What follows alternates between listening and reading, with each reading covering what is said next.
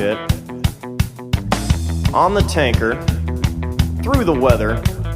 Oh, and to the tanker crew who did that, thanks a lot. We really appreciated that. I'm just kidding. No, I'm not.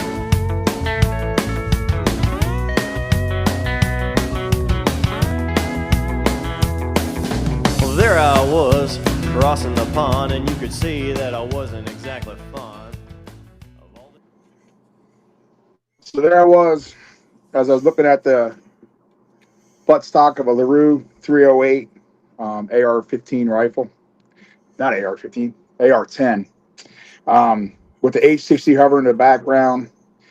Other swimmer tending the trail line to get a patient off the side of a cliff. As I realize I'm losing my footing, I'm sliding down the hill, trying to save a rifle and save myself, wearing a plastic bag for a dry suit. Not getting any traction, decided to dig the rifle into the side of the cliff, and realizing that it's probably more in that rifle than I can make in probably 2 months. So that's just one of the Kodiak stories that I can tell you about being stationed in Kodiak. Very unique story about being a swimmer up there. Oh, and man. that's how all great Coast Guard aviation stories begin. And That who's worked. talking? Introduce yourself. Oh, my name's Claude Morrisey. Oh, no, I'm sorry. No, co-host. Go. Okay, so Oh. you got this is Styx here. I am stepping in. This is why it's so sloppy today, because I'm filling in for Fig, who's on vacay. So I'm sitting here in the wonderful state of New Hampshire. And where's my co-host? I am also home in New Hampshire. Very good to be here. Glad you could jump in here with us today, Styx, to fill in for Fig, who is a slacker. You hear that, Fig? You're a slacker. Let's see if you can come back. Slacker. And we are proud and honored to welcome retired Chief Petty Officer, United States Coast Guard, Chief Claude Morrisey, who has 1 or 2 rescues under his belt. It sounds like the rifle might have recovered, but man, not. Thank God. So there I was first. We're in a 2v1 Coast Guard versus Marines with the favor going towards the Coast Guard. Well, I'll take it easy on you guys, not to worry. So My kids, my youngest is going to be a Marine, so that's gonna. He wants to be a pilot too. There So you go. Good, Well, an honorable goal. So, well, I mean, how he's is only it gonna that be you, second best. He's decided only to gonna be go into the second Coast best. Guard? Why they go in the Coast Guard? Yeah. Well, I was praying real hard in church one day, and God says, "You want to be with the best crews in the world, best helicopter pilots in the world, best pilots. Join the Coast Guard." That's what He came down and told me. Okay. That's another there I was. Now, man, I was 22 years old and I needed a life change. So saw the little orange helicopter flying up the beach, and this is in late '98, summer of '98, in New Jersey. That's God's country, and it dawned on me that I could probably do that. Not flying. I mean, I'm all thumbs with my hands, but as far as being a crewman, maybe. And that's what kind of got me hooked, you know? Okay. So Sticks, was that you flying up that beach in '98? could have been. So the question, no, actually not 98, but so what? So since you're alluding to the fact that you're from Jersey, what exit? So exit 28, North Jersey. And Okay. we were just talking about it yesterday. Some family coming down to vacation, and that place hasn't changed in 50 years. Congested mess, you know? Yeah, no, it's so my family grew up in Connecticut, or is in Connecticut, so we spent a lot of time traipsing back and forth between Jersey, exit 36 off the Parkway to get back up to Connecticut, and then having to, man, there were some epic trips that that took place trying to get back up to Connecticut, and some all night driving. It was crazy, but anyways. Oh yeah. So what was it like when you all of a sudden decide that you're going to get into the Coast Guard, and what drove you to that? I mean, I get the whole story of being in church and going, I want to do this cool thing, but what's more? But there's got to be more behind it than that. Right. So I was 4th of July weekend. 4th of July week, I was working for the power company with my dad. He was a foreman. I was basically a utility worker line apprentice, and trying to become a lineman. And there was just no schools going on. And, I just got fed up. It's been 4 years of the rat race. I was a volunteer firefighter, EMT. And I was like, it's like this whole thing with the, so I went back, told my dad, I said, Dad, I think I'm going to join the military. I said, I'm going to join the Marine Corps. And he was Army. So he's like, damn Marines. He went on. And his buddy, this guy, Paulie Williams, a tunnel rat in Vietnam in the Army. He goes, how about the Coast Guard? I'll never forget. It was a hot day. It was when we were all in the office. I looked at Paulie. My dad wore glasses. He looked up and he goes, yeah, the Coast Guard. I'm like, what are you guys talking about? I'm like, can I swear on here or not? I guess I can swear a little bit. No. I said, what are you two assholes talking about? Like Baywatch type shit? And he's like, no, yeah, but they got like boats and they do like drugs and they rescue people. I'm like, let me call it up. So I called up the recruiter, and this guy's name is Ted Finney. And Ted Finney was a guy that pushed the two FFCLs back in the old 65, the A models, pushed them back online when they were going to do an auto rotation, got an air medal for it. Well, I go in the office about a week later. I had to make an appointment to go see him. He's like, I don't care if you come back or not. I met my quota for the year. So it was almost like a challenge. I'm like, all right. So went in, lost some weight, it's a pretty heavy kid. I was good looking, but I was heavy. And I'm handsomely heavy. That's what I say. That's who I am now. So handsomely nutritionally heavy. Gifted. Yeah. So, yeah, man, I went in, I want to drive the boats. I want to fly the helicopters, and I get seasick. So I said, I better become a rescue swimmer for some odd reason. And, okay. There I am. Rest is history. 20 years went by in a snap. So did you manage to go in and go? I imagine you didn't go direct to A school. You probably had to. No, I went in and I wound up on the best boat in the entire Coast Guard. It's called the Cutter Cleat out of Philadelphia. It's a 65-foot harbor tug. We just sailed around and partied for 2 years of my life. I mean, we partied. I mean, we went to every port. I mean, from Portsmouth, Virginia, up to like New York. That's all we did was just go. Supposed to break ice with a 65-foot tugboat. We didn't do much. Did a lot of law enforcement. Did some ATON, aids and navigation work, fixing buoys, putting them back on station. Very little, and just had a great time. I had an E7 chief boatswain mate as a OINC, a BM1, all enlisted crew. It was pretty wild, man. It was wild. It was the best 2 years of my life. So. Very cool. That's awesome. Besides being a swimmer. Yeah. Well, yeah. So how'd you wind up doing the swimming thing? Because that's, as you may know, Chief, that's hard. Yeah. That's not something you just go, I think I'll do that. You just got to live your life 30 seconds at a time sometimes. If you make the next 30 seconds, you'll get the next 30 seconds. My guy Woody's all mad at me, but it's true. Like school that's what it's all about. Watch my cord. Don't pull my cord. I'll see you later. But I'll see you later, Woody. Sorry, that's my audience leaving. Do apologize. But Woody, yeah, I basically, I was on a DC list, and I saw that I just kept having a draw towards aviation, and it just seemed like it was a fit for me, and I had no idea that the adventure was going to go to A school. And, I was in Philadelphia, and I got a call on Easter weekend. I was on duty from the detailer. Like, I'm going to send you to Elizabeth City, North Carolina in June. And I was in Philly. I'm like, so I started working out pretty hard and trying to get back in shape and running and push up, sit-ups, what you can do on a boat, Yeah. And I get there June 13th on a Monday, and they PT me in the heat, humidity of North Carolina, where I live now. And I really thought I was going to die. I said, I don't know what I did to you, God, but I lost a bet somewhere. And I mean, I went from about... and went into the Coast Guard instead of the Marines. That's what you did. Yeah, my little guy's going to the Marines next summer. So he's going to be about this time going into boot camp in Paris Island. So I'm pretty sure he's going to be saying, what did I do? But so I got in shape. Yep. So there I was, no lie. So there I was sweating. I lost about 70 pounds when I graduated swimmer school, because swimmer school was there at Elizabeth City at the time. And it was 30 seconds at a time, sometimes 10 seconds at a time. What's the next 10 seconds going to bring me? I get past the next 20 seconds, 30 seconds. I know it sounds kind of maybe childish, or I don't know, cliche or whatever, how you say it, but sometimes that's in a rescue. It's the same way. If you're flying too, what's the next 30 seconds? Where am I going?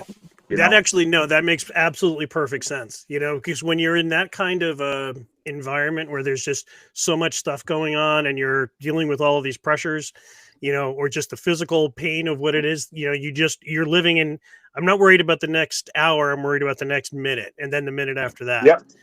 And then what you need to do, and this is, I'm sort of flashing back to when I was at the academy. It was like, you're just kind of going, all right, well, I just have to get through. You just don't envision yourself quitting, And I think when we had Quinny on, that's almost exactly what he said. You just, you don't entertain that thought. You just have to get through whatever that next moment is. Yeah. So my life in Elizabeth City was a living hell because of Quinny, because Quinny was the God's gift to, Quinny was the God's gift to the aviation rate. I mean, as ASTs, he was fit, he was stout, he was a good swimmer, he could do pull-ups, and he'd be like, "Hey, Fatty, Morrisey, Quinny could do 40 pull-ups in a row, and then drop down off the bar and do another 40 chin-ups." And I said, if I ever meet this Quinny guy, I'm gonna pound the shit out of him. But of course we make it through, and I consider Quinny a very, very, good friend. I call him and I break his chops, and he breaks my chops. Just an all-around great dude. He's doing really good things for the rate. Really good things for people, especially with guys that have been through the mill. I tune into his stuff quite a bit, and I relive my memories, and it's pretty cool. So, but, yeah. Fantastic. Yeah, he's an animal. He's animal to this day. Yeah. I mean, to this day, he's just a great guy all the way around. So, So what a question I have for you. So we like walk us through. I know we talked a little bit Quinny a little bit, but walk us through like a day at A school. Well, A school was kind of different back then. We lived in a place called the Donut, Elizabeth City. It wasn't known for its air conditioning or heat. So, you're kind of with, we wound down, I think, 5 other guys after a couple of weeks. Your first couple of weeks, you have a really big class, 12, 13, 14, 15 guys. Guys come in, guys leave. And after the first phase, after about the third week, you're with 5 guys you'll be with for the next 20-something weeks of your life. So you're eating, sleeping, breathing, all the same air the whole time. And that gets pretty special sometimes. Yeah, it does. And there's a lot of fights. And we had an exchange student with us too. He was he's a great guy, but he was from Estonia, so he was talking on the home country, middle of the night, in some kind of, like Ukraine, whatever it was, Estonian, But so the day in life at A school, you wake up and you get a pit in your stomach because you don't know what you're going to get into. You're just going to get, you're going to go in and you're going to do something. You're going to get through something together, but you just don't know what that something's going to be. And they were really creative about creating stuff, whether it was a 15-mile run, whether it was, swimming across the sound, or whether it was, doing a multiple, pilot ejection in the pool. You just knew, you never knew what they're going to give you, but you always knew you'd get through it. And that's the best way I can describe it. If you're doing underwater laps, you look at the guy next to you, you give a little smirk, you do your underwater lap, and, and then somebody jumps on you, whatever's going to happen. It's just, you had to be fluid with it. You had to live in a world of chaos. As Butch Flight said, a little bit of calm in a world of chaos, and that's the God's honest truth. That's what they instill in you at school.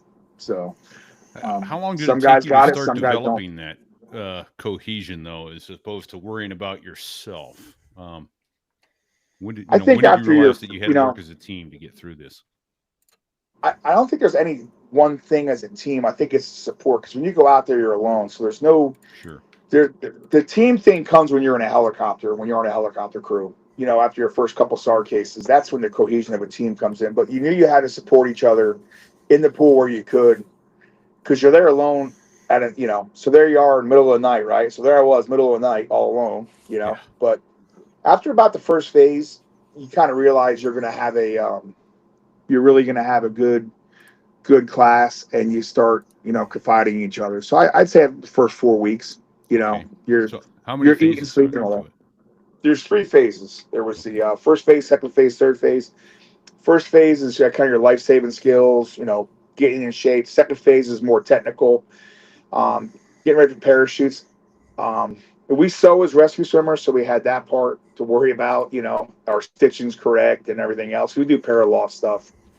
Okay. And then third phase is all multiple scenarios where they, you know, pilot ejections, you know, multiple rig, you know, like they try to simulate stuff, but you can't really simulate a rig explosion until you're on a rig exploding. You can't really simulate that, you know. So, Well, yeah, so you're not wrong.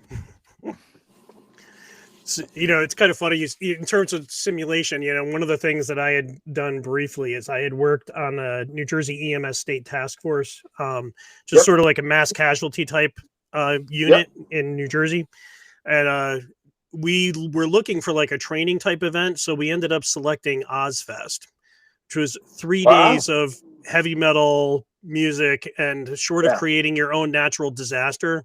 That was the best training environment for a mass casualty event. I think we lost him. Well, yeah. Well, so he's out. That's okay. So he'll be back. We're having we finally sorted out our technical difficulties, and now today Riverside is giving us a big purple banner that says, "Yeah, people are having trouble getting into your studio." So, but we'll keep going here. So you had 3 phases, and start to finish is about 12 weeks. So each phase, first phase is 4 weeks. I think the next phases are 8 weeks. Okay. So we started January 2nd of 2001, and we wound up finishing end of April. I think April 4/20 for those that partake in that for those sort guys. of behavior, you know. So good day to remember. Yeah, so. But I'm guessing you didn't celebrate that way. Just no, I'm pretty sure. I'm pretty sure that I know, and I still don't, which is a shame. But people say weed would do good for me, but I'm not that guy. Yeah, so. I hear you. So cool. Well, where did you go after A school? And I went to let me back up for 1 second. It may seem obvious to some, but A school is your rescue swimmer course that you have to take to become a certified rescue swimmer. And let me ask it this way: does that just give you a license to learn how to be a rescue swimmer? That's what I always told people. I did a short stint at the schoolhouse as a chief, and I didn't really the square peg round hole for me because I'm more of an operator, and you know, it's the license to get out there with some good mentors in the field. You know, they screen you and you're ready to go out and learn. And you go out and learn from, you know, the guys that are fixing the helicopters on up to the guys that are in charge of the air station. You know, pilots, everybody's teaching you something when you're new. You know, it's a pipeline, you know. I call it a pipeline training, you know. 4 months to airman, 4 months in school, you know, then you have, you know, at least another, you know, EMT school after that. Then you have another, you know, at least, you know, another 6 months of just learning the helicopter, being a basic air crewman, and then being a, you know, and a swimmer. And plus you're learning your job, you know, you're learning your rate. So, but everybody's there to help. I went to Air Station Houston and I couldn't ask for a better shop. 6, 7 guys standing duty. Lots of duty to be stood. You know, like I said, in the thing, I was at war with the American voting public for 20 years of my life. Every fourth night, they were trying to kill me. You know, so that's all I could say. You know, so nice. But okay, so what did you find most challenging about A school? What was the hardest part of this? I think that pit in your stomach, not knowing for 4 months of your life, you know. Am I going to be on that wall? Is my picture going to be up there? Am I going to get a number? You know, am I, you know, and you know your limits. Where's my breaking point? And is it going to be today? Am I going to get that break? Everybody has that breaking point. Sure. You know, I don't care how good you are. You're going to know where your weakness is, whether you ever, you know, internally say it or externally say to people, you know where your limits are and you know what you can deal with. And you've been pushed past that limit usually, so it's okay to, you know, it's okay.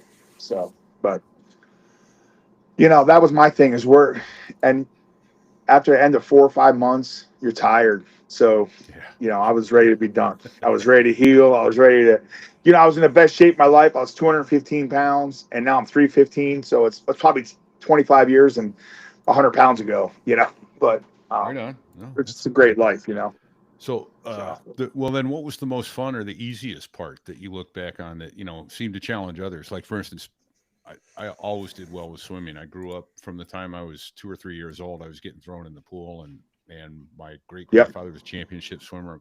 Grandfather was yada yada. Yep. But so the water I was just always so comfortable in, and other guys found that really hard. What part did you find easy that other guys got beat up? So I didn't mind. I'm a bigger dude. I'm 6'5". I was, 270 pounds, twist steel and sex appeal, when I went to school. So I was in pretty damn good. I was big. So I didn't mind like you said, my uncle threw me in the water, actually my wife's nephew came with his brother. I'm trying to teach a kid to swim last night. I'm like, take that life jacket off, throw him in. He's 4 years old. He's ready to go swimming. And everybody's like having a fit. And I'm like, let me do it. I'll teach him to swim. They're like, no, he'll drown. I'm like, no. The water confidence was definitely not. I didn't like the lap swimming, but I love the technical part, getting grabbed and stuff like that. I mean, it wasn't comfortable until you learn the techniques. But once it didn't mind me having somebody on me. We go to the bottom, we're going to sort it out. Somebody's going to run out of air, whether it's you or me. We're both going to come up. So Okay. I like the challenge of it. I like the multiple scenarios.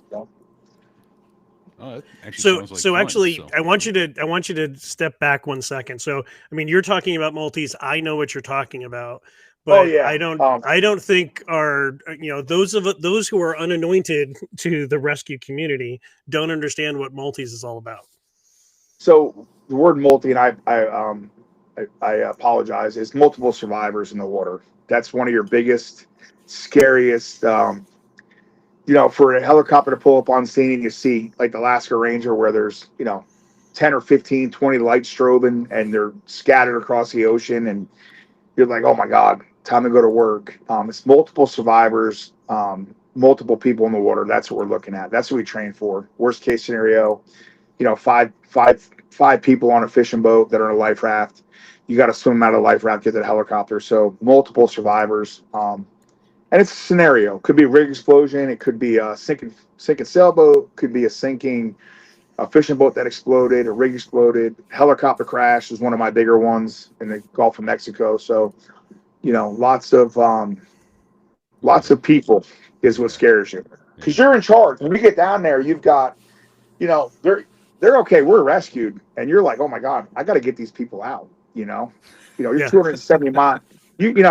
One of the cases, you're 270 miles offshore and you're telling people to get in the ocean. Well, if you don't get them out of that ocean, if you're telling the guy to jump to you and you don't grab him in time, he gets swept away and you run out of fuel, it's a big deal. You killed somebody. So you really got to be, you got to be on top of your game the whole time, right. So, and that's what the swimmers train for, to the level to which you train. And that's, I think, people sort of figure, okay, yeah, you're standing duty and we'll get to that. But like just on a readiness perspective, tell us like in a given week, what was your week look like so that, because you come through A school and that gives you just the platform. That's your starting point. That's your base. Yep. And, that's and in some ways you got to think of that as your easy day. Because going forward, we're going to put you in the water. And I'm going to be as the pilot, I'm going to be relying on you to get a hold of that survivor and get him to the basket and do that 7, 8, 9 times until the job's done. Yep. So that, when you look at the Air Station Houston, you're standing a lot of duty, you're encouraged to stand duty very quick. You want to trial by fire down there. You're in a shop that's got a chief standing duty. Somebody's always sick, somebody's always on vacation, and somebody's always flying. So that leaves 2 other guys in that lineup, 3 other guys in that lineup to take up the slack. So, at a small air station, you stand a lot of duty, do a lot of flying. And you look forward to that. You look forward to them flights, training flights, everything. And then, your duty nights is where you come together as a crew and you hopefully you break some bread, go to sleep. You know you're going to get woke up in Houston. You know you're going to go to work. You know you're going to have a rig. You're going to have something to do with an offshore rig, whether it's a medical emergency evacuation for a medical reason off a rig, a helicopter crash, a kid that gets swept away off the jetties, or a fishing boat that's just got to be dewatered, or somebody having appendicitis. So the week of that is very important. But like you said, when you go out as a crew, you're talking the whole time. You're trying to figure out your best game plan. What kind of boat is it? You try to get the intel where we're going to put the swimmer. Are we going to put the swimmer? Is this going to be a basket hoist? Which you always hope for because it's quicker. You want to get that person, from the emergency he's in to the back of the helicopter and start to stabilize him. So that's always been my goal. How fast can we do that? Do I really have to go down, or can we just drop the basket? And 9 to 10 times you got to go down because you got to get the story what's going on. So you get lowered, get the guy in the basket, or get the guy to the ocean, a life raft, whatever it is, get him back, start triaging them and taking care of them. And their life's getting better from that point, hopefully, Okay. And, so I guess, but the pilot has the ultimate say. We have the ultimate say if we're going to go or not, but pretty much the pilots, I've been in situations before where I haven't gone down, and because it was the best case scenario for what can go on, the fastest way to save somebody, and can it be done without putting another life in jeopardy, so. Yeah. And, the thing that was impressed upon me after, I came through, after I came through the rescue swimmer scenario, or not my rescue swimmer scenario, but my aircraft commander syllabus was, if you're putting the swimmer down, you have to be able to, you need to make sure that you have 100% way of getting him back. Right. Yeah. And seems like an important. I mean, we're not worried about being left on scene. We're pretty rugged dudes, we're pretty rugged female and males. Everybody's made it through, we kind of want to have that story, so there I was, so there they went. Crap. But what's funny is I have left my rescue swimmer on scene, and there's a bit of quick divulgence here. So, and I left one behind when I left for a SAR case, but that's another story. So anyways, I left a swimmer on scene, and I remember I had my flight mech write down the position. I wrote the position. I had the co-pilot write down the position. I passed that position back to the OPSEN. If I could have had it tattooed on my backside, I would have, because there was no way in hell I was going to get back and go, oh shit, I forgot the position where I left my rescue swimmer. So, and that was Randy Rice that I left on scene. But and it really probably wasn't even that bad, because we at Atlantic City we fly 2 B-0 aircraft, which are 2 ready aircraft. We had about 9 people offshore that we needed to get about 100 miles, which zip out. We put our swimmer down. There was already a raft in there. We got 3 or 4 out, and then basically the second B-0 aircraft launched about 30 minutes behind us. So we pretty much high-fived on the way back. And did you leave them with some kind of marker beacon so that you could? Yeah. Oh yeah. No, there's a whole procedure. Asking for a friend. Yeah. There's a whole checklist for it. Yeah. There's a whole. Yep. Yeah, that's in our playbook. It's not a play that I remember looking at that going, that's not a play I ever want to make. but you ended up doing it. So. I'm sorry. I didn't mean to steal your platform. No. I used to like being left on scene, but the best thing is sometimes, if you're not, we had a helicopter crash in Houston, late July, super hot. So they come up into a hover in the old B model and didn't have much power. So next thing I know, I'm in the door and they go, Mr. Durrell goes, hey, when we tap you, you're going to go. We're not doing 3 taps. We're just going to, you're going to go. So after I'm falling about 40 feet out of the air, because they just kind of pushed me out, and I slam into the ocean, and I swim up to the raft, and the guy's got broken backs. Some tap in the ass with a boot. Huh? Yeah, no, just throw you out. Next thing you know, you get shot down there, and it's crystal clear. You can see down, and as you come up to the raft, you realize there's a big shark underneath, and the shark could have been 2 foot long, but to me, it was the biggest shark in the world. So I jumped in the raft. Yeah. Yeah. And then you're left there, and you got the shark, and the 47's going to come get the guys that you're there because they're looking for another guy in a helicopter, and you're there all alone for 20 minutes, and there's a shark underneath, and you're like, is that a hole in the raft from where my fat ass went in? You know, so because I'm not going to be fish food. I'll let the other guys be fish food, right? So you know, And that was in the 65, right? Yeah. So for those who don't know that, and was that, I'm assuming that was under the Bravo model. Bravo model between the Alphas and the Bravos, and now it's Echoes. Right. God. Yeah. The big difference there is that in the Bravo model we had the was it the aerial, not the aerial 2C2s? That's what was replaced, and it replaced. It was the LTS 101s that was initially in the Bravo model. And then we replaced it with the LTS or the aerial 2C2s, which gave us about 125 to 150 shaft horsepower additional per engine. And the difference is, in a Bravo model, you could pull up into like a 5-7 foot hover on a hot, humid day and be pulling about max power. In the Charlie model, you could pull pitch or pull the collective and be in a vertical power takeoff and be climbing through 1,500 feet in about 1 minute.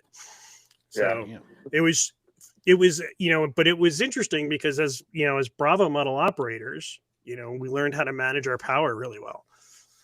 Yep. And that's one thing I always said, when you get a 65 pilot and a 60, it's like a dream come true, because they could fly the hell out of that helicopter. An H-60 is a very capable helicopter. And then when the pilots would come from the 60s and 65s, they would rip the guts out of the 65, So, but there wasn't much left of it. yeah, when they're done with it. Yeah. Here you go. But Chief, do you remember your first rescue? How'd that go? I do. It was my first water rescue was in Hurricane Claudette in 2003. I have been standing duty for almost 2 years, and I still had to I did a bunch of medevacs and a bunch of inland SAR, but I yet to get yet to be deployed to the water. And Hurricane Claudette came down as a Category 1 hurricane. It hit landfall in Beaumont, Texas, that area. And 2 Vietnamese guys were coming in, hit the jetties with their boat, sunk the boat in the jetties somewhere, and they were tied off to the boat somehow, and we went out as a crew. Brian Kostecki and John Scott and Aaron Notchless. So say broke my cherry to get wet. And it was pretty cool, to see them guys and their sheer terror. I've done medevacs, and it's like, okay, we're going to get you to the hospital. I've done some rig evacuations, okay. But to be in the water with another human being, and you're in charge of that man's life, and you're cutting lines free of them, and you're getting the helicopter, it's pretty wild, very wild. So that was a very noteworthy case. It was right around this time, probably 20 years ago. Well, no, 22 years ago. Man, time flies. Yeah, it was in July of 2003. Yep. So 22. Yeah. And, I've always had a lot of good cases in July. I guess everything picks up. I earned an air medal in July off the coast of Cape Cod. You guys are up there in New Hampshire. So, but, yeah. So, but. Well, yeah. July is better than jumping in the ice cold ocean, but I imagine you did some of that as well. So, the coldest water in, that was, they have a sailboat regatta. Is it a regatta? Is it a race? I don't know, whatever they call it. But it's usually it could be called a regatta or a race, depending upon how it's set up. I want to say depending at least how hoity-toity they are. Yeah, way. I mean, these boats are way money. So I'm like Chris Farley with my hair. If you can see, I'm like a big, taller Chris Farley. So long story short, it's July at the Cape, back at the Cape, and I'm able to go out, and it was right before July. It's probably right around now. Went out, and one of them sailboats, the lady had fallen, and she had basically scalped herself from the back forward. She had pulled her hair. So basically her hair was laying over her eyes, and somebody pushed it back up, and they put a bunch of duct tape on it. So it was in heavy seas. So I never forget, we were with the EO, we were with Mr. Atkins, very skilled pilot, very good flight mechanic. And we go out about 270 miles offshore, and maybe 260. and we picked, we lowered down to the boat. Well, I don't know how these people are staying stable because it's like 12-foot seas, 15-foot seas, and it's just disoriented, confused sea state. Mm-hmm. As I get to the boat and I rip off my first handrail and I fall into their fuel, and diesel fuel is gushing all over me because I opened up a jerry can when I fell. I'm ripping their boat apart, trying to get a litter down there. They're the happiest people in the world, but I think it was like over $1 million sailboat that I probably did at least $100,000 worth of damage because of my fat ass. So, I mean, I could not wait to get her off that boat and get her up in the helicopter so I can get off that boat. I jumped in the water and I felt like I was home again. I was like, thank God. But just the sheer how far it was in the sea state and what the sheer theatrics I did, it was like Tommy Boy. If you guys ever know Chris Farley, Sure. It was just like me with the model cars, just smashing them together, It was just, so there I was, right? So, but, and, yeah, it was a hell of a case. I really worked hard. I got to the helicopter. I think I grabbed the EO's flight bag and threw up in it several times, and then I zipped it back up. And he came to me about a week later. He goes, man, ever since I had that SAR case, the helmet bag stinks. Well, I don't know, Commander. Here you go. Here's a new one. Wouldn't know what you're talking about. Yeah. So, but yeah, it was pretty cool. It was definitely. I don't think it deserved an air medal, but there's other cases I've been on that I said, man, I should get a Congressional Medal of Honor for this one. Thinking in your own brain, Yeah. But no, it always evens out. I'm not taking any Congressional Medal of Honor by any means, saying the Coast Reserve, but it's just some of the things you're really going to do good at, and you don't ever get recognized. Other times you get recognized, but Sure. It was a tough case for everybody, and it was exciting, Sure. So, you brought it up. So, what was your most difficult rescue? Most difficult rescue was probably a stroke patient off a cruise ship. I was a paramedic at the time. I had another paramedic with me, and just everything that could go wrong from the get-go, from me falling down when I got to the boat, from me slipping down the ladder and breaking my knee, to to be, and you're always going to walk it off, right? And then you're like, you go to the medical about a week later, and they're like, yeah, get some x-rays, and you go get an MRI, and they're like, oh, you broke your leg. I'm like, oh my God, what do you mean? But we have courses in front of everybody, but just everything mentally, that was tough because we worked really hard, and the lady did make it with some minor, like a pinky or something, but just 3 hours of taking care of somebody's life and having the turns and having the husband right there, that was tough. Back of a helicopter, not knowing if you're gonna, because they had called up about 3 months later, and he's like, I was on the helicopter. I gave him my number because we really worked hard on that, and I gave the husband my number, and I says, if you ever want to reach out, we're an air crew at Elizabeth City, North Carolina. Please reach out to me. And he called me. I was on duty as a paramedic in one of the small towns here. I was transitioning from being a swimmer to being an instructor. It's not really different, but it just giving up my wings was hard. Not giving my wings, stopping flying was really tough for me. But as a chief, you kind of got to step back and went to the schoolhouse. But he had called and I said, sir, I just want to let you know we did everything we can for your wife. We really try to do the best care we could. He goes, oh yeah, you guys did great care. And I'm like, okay. I'm like, well, it was a long flight, and things. I was doing really horrible stuff, putting IOs in. At one point we're doing CPR. We're pushing a lot of bags. So what's an IO? All right. So time out. We gotta back up because those are huge. Those are some huge points. So she actually coded on you? So we thought she coded. Okay. So my other paramedic started compressions, and I said, let me see what's going on here. So I started tracing leads out, and it's super loud, and Jeff, flight mechanic looks, he's an electronics guy, he goes, this is unplugged. So we plugged it back in. I don't think she necessarily coded, but she did have an episode of some sort. I don't know. She did have a stroke. We know that. I was so naive back then on what in the Coast Guard, but we had to put an IO in because we lost IV. She was a bigger woman. We lost the IV. like a 22 we lost. And we're like, well, we didn't lose much, but we lost something. So we put the IO in. Right. We did.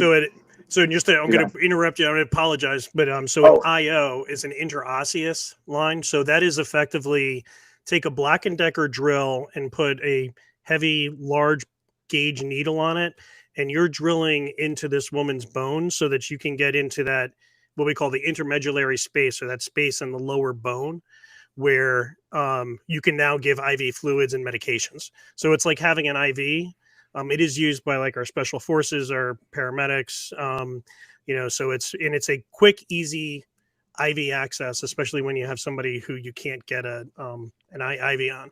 And if you're awake and alert when you're getting that done, it's pretty painful. I was going to say, well, she had been she was intubated, thank God. But, at one point we thought we'd lose a tube, and it was just one of them things that was, it just, everything that could go wrong went wrong, and you're able to adapt and overcome, and you look back on it, but it does leave a mark in your soul. And you're like, man, so anyway, I told the guy, I said, we were doing some really horrible things. And he's like, I'm thinking like she died, Mm-hmm. And I got to the hospital and the doctor's like, yeah, we're probably going to call this. So I went back to the helicopter feeling kind of defeated. Me and a paramedic walked back out. He was a paramedic here we took with us, and flew back, somber flight back. Just it was hard. And I get a call like 2 or 3, 4 months later, whatever it was. He's like, oh yeah, she's fine. Betty's great. And we became really good friends. I'm like, oh my God. And she had a little deficit in her pinky. It was pretty cool. So you were more injured in the wake of it than she was. Emotionally, yeah. Emotionally, and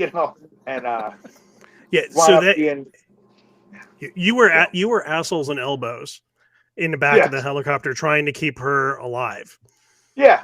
And it's just anything that could go wrong, whether it was and it's not that's not the case you train for as a swimmer. That's just something that, that if God, I'm not, I'm a spiritual guy, but God put us there to save some lives that day, the whole crew. And it was awesome. It was it was a good feeling. It was a good feeling to have that. Glossed over was the fact that she was intubated, which means you guys had an air tube going down her trachea into her lungs. Yeah. So keep airflow. And we had one of the ventilators off the boat. I think we ran out of oxygen. It was just, we didn't run out. I think we let the tank run out, and it was just anything that could go wrong that day went wrong. Yeah, So, no. And I've been there. I've done critical care transport as a nurse, and so I've been there. I know exactly what you're talking about. And it's it's terrifying. It's what it sounds like to me. Was this at night or during the day? It was during the day, thank God. But when we landed in the helicopter, it was at night at Norfolk General, and it was just, it was a hell of a ride that day. Right. It was, when you walk out of the helicopter and you feel you're tired, you've done something. I mean, you're always tired getting out of a helicopter because it's 10,000 moving parts in opposite directions. All trying to stay together, something like that. Hour after hour. Yeah. So. But I mean, and you're doing and medical in the Coast Guard helicopter, like your regular medevac helicopters are set up for this. They have equipment and everything is sort of organized back there, and that's their bread and butter. The Coast Guard helicopter is a big open box, so everything is out loose, hanging around. Loose. And it's still tight. 860 is still tight. You got 4 people back there. Well, you have 4 people counting the patient. And then you've got all your bags, all your survival gear. So it's like, and you're just the whole time you're sweating, the one thing. You're in a dry suit. Yeah. You're in a dry suit, and you got to keep it like 80 degrees to keep her warm. Yeah. But you're just trying to, I think we wound up doing multiple IVs on her before we went to IO. I'm like, this is what the IO is for. Like, what are we doing? Like, we're spending. Both medics are spending, 10 minutes trying, let's get one, let's do this. And we needed that access, so, you can put some meds down the endotracheal tube, but it's not as effective. So, yeah. So, and you can't give fluids. So, I mean, and you're doing all this on your hands and knees, Yeah. Hands and knees on a broken knee. Yeah. Yeah. So. It's I think, it's hard to imagine, just trying to help put our listeners there in that situation, like where you were, because it's hard. That would be hard to appreciate. All right, that is awesome. And the other thing to realize is that our Coast Guard rescue swimmers, for the most part, are base EMT basics. So, you know, they bring BLS care and they do the best they can. You know, but they're not typically ALS. So it's, you know, and if you're going to go become a paramedic, there's a big step between EMT basic to paramedic. And that's something that you have to do on your own outside of what you're doing within the Coast Guard. Yep. It was 3 years. It was 3 years every night and every weekend going to school and getting ready to go and going to paramedic school, and then another license to learn and have fun, right. You know? So. And you probably have about 30 to 35 different medications at your disposal that you can use, which you have to understand how to use. You're putting in IVs, you know how to do intubations, you know how to potentially even do a cricothyrotomy if you needed to. Yeah. You know, so there's a lot of you know, there's a huge chasm between EMT basic to paramedic, and you know, it's thousands of hours of training to get to that point. So, so let's see. So we talked about it. Do you have any Kodiak stories for us? Yeah. So that's the one I was. Just a quick minute to thank Okay. Robbie Walling for sponsoring this show. We'll come into Kodiak, some Alaska stories on the way out of that. So, and I've lost it. There it is.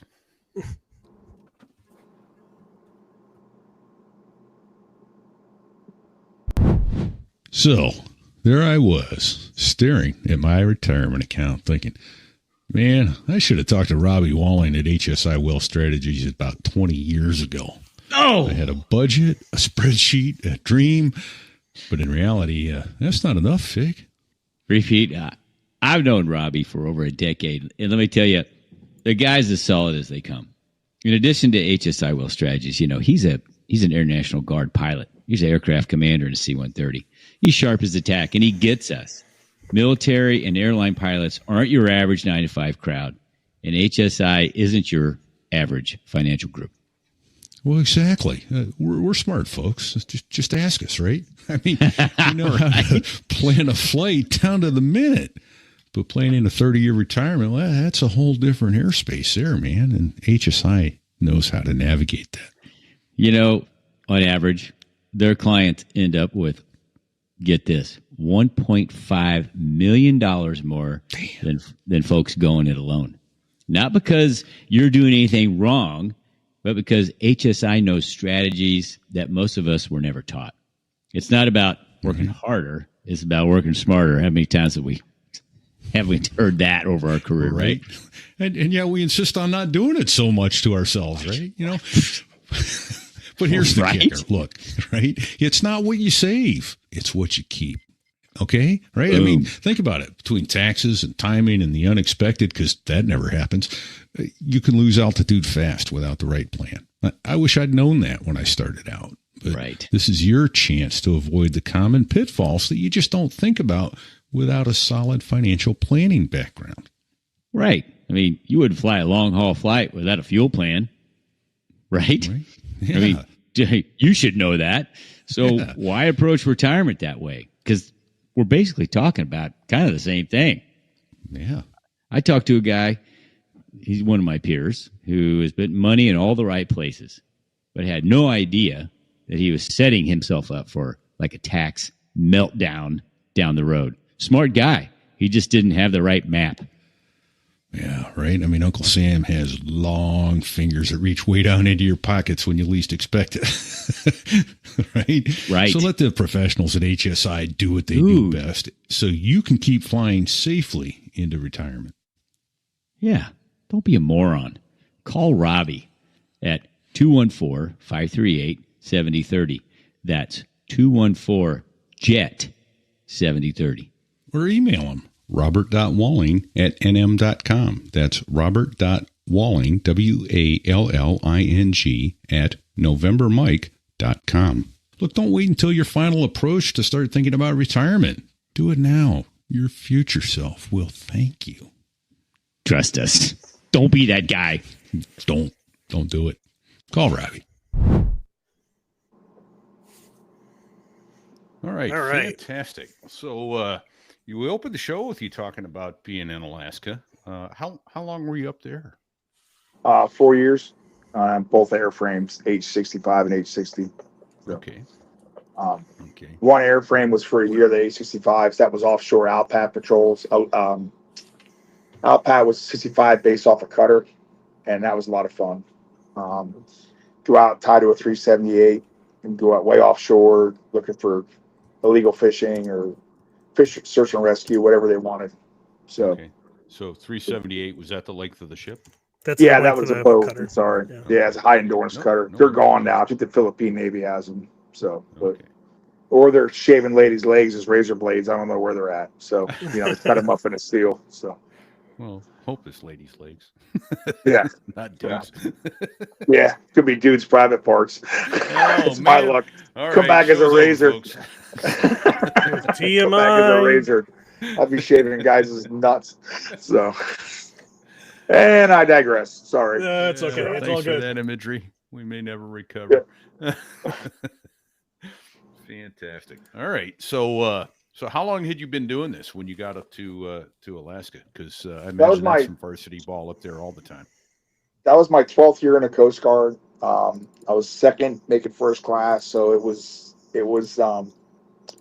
Yeah, man, it's a whole different world up there. You may only get one good SAR case or two good search and rescue cases when you're up there, because it's people only generally call when they really need something up there. It's not like down here where it's just easy to come out, and a search and rescue case could last up to 3 days, 4 days for flying on a chain. It'd be like the equivalent of going from like New Hampshire to Texas to pick up somebody that amputated their arm. So it's pretty far. So, it's not uncommon to actually have like two helicopters going out on a mission and a C-130, with the C-130 going out in advance to pre-position fuel. Two helicopters going out, 4 crews, swapping out crews because you're going to fly into the bag in the process of just getting out to where you're going to stage the mission from. You go to someplace like Cold Bay, from Kodiak, and that's have to think about that. That's like almost 900, maybe 1,000 miles or so. Yeah, from Kodiak. Yeah. Yeah. So that's it's just a logistical nightmare. It's huge. Yeah. Lots of moving parts up in Alaska. But it's all worth it. But alluding to the case that I was, you want me to start talking about that now, or you want to? Yeah, that's good. So we had got a call on a Friday, and I was the second swimmer. Just came back. We broke the plane we were in. We had went out to start up to do a fisheries patrol or something, and it's an H-60, and we broke in the chalk. So we were walking back up, and I'm like, okay. SAR alarm goes off for a goat hunter that fell 1,200 feet on a 2,500 foot mountain. Mountain Sultry. I think it was Sultry. I forget. South of the island.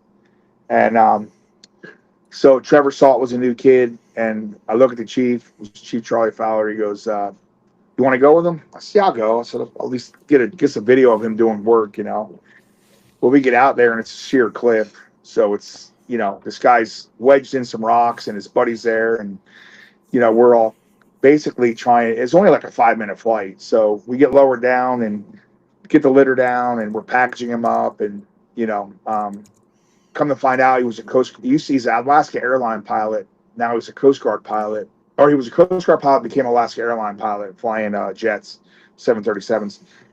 But they knew the lingo. They got us out there. We're able to get him packaged up in a litter. Trevor held the litter. I think I packaged the guy, or vice versa. I think maybe I held it, or somebody held the litter, and we got him in there. He was really beat up, punctured lung, broken femur, broken ribs, I think a shoulder injury, just really bad off. So and he was having a bad day. Yeah, he fell really far. And he had this beautiful rifle. It was a LaRue 308 tactical AR. And I was like, man, this is a really nice goat hunting rifle. He was hunting goat. Looks like you ain't going to make it, dude. Can I have your rifle? Yeah. So we package him up, get him up the helicopter. And Trevor is tending the trail line at this point. And I think we sent the other guy up first in a basket to save some time. Then we trail lined back down the litter, got him in the litter, this is foggy. This is like 15 years ago, and then maybe 12 years ago. But he gets up there, and then me and Trevor got to do a double, what they call I guess it's a mad poo. I clip into Trevor. Trevor clips in the hook, and we ride up together. But I'm looking at this rifle, and I'm just amazed by it. You know, I mean, I've never seen a rifle with such. It's from Texas. You know, everything's bigger in Texas. Yeah. So next thing I know, as I'm sliding down in my trash bag for a dry suit, like 50 yards, trying to hold this rifle and trying to stop it, you know, hoping I don't break the rifle or break my ass. Trevor, I climb back up, and I'm like, I almost died, you know, and